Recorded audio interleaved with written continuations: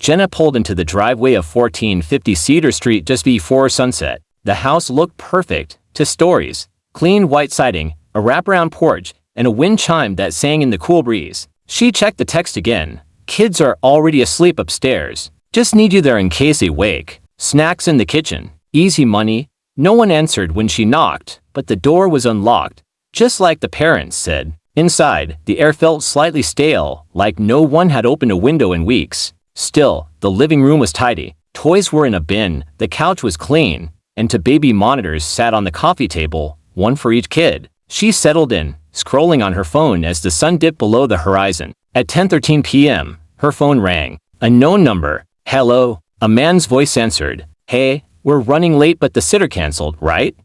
Jenna blinked. Sorry. What? The babysitter. She canceled. We're at 1540 Cedar. Just checking since no one's at the house with the kids. Her breath caught in her throat. Wait.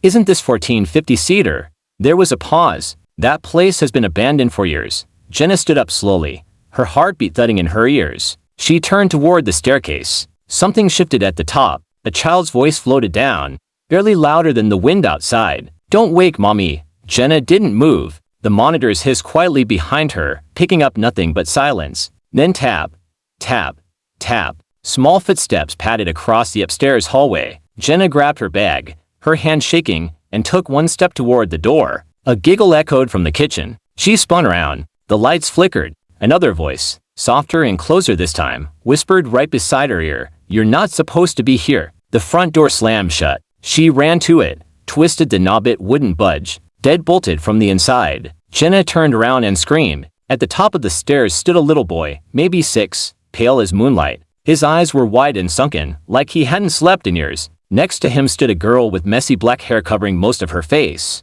Her hand clutched a broken doll. Jenna whispered, What do you want? The boy tilted his head. You woke Mommy. From the hallway above, a tall shadow stepped into view, bent, crawling on all 4s, hair dragging down the walls. The last thing Jenna saw before the lights cut out was a pale hand reaching down the banister. When the police arrived at 1450 Cedar the next morning, the house was empty. No furniture, no toys, no baby monitors, just layers of dust and one thing written on the inside of the front door. The sitter woke Mommy.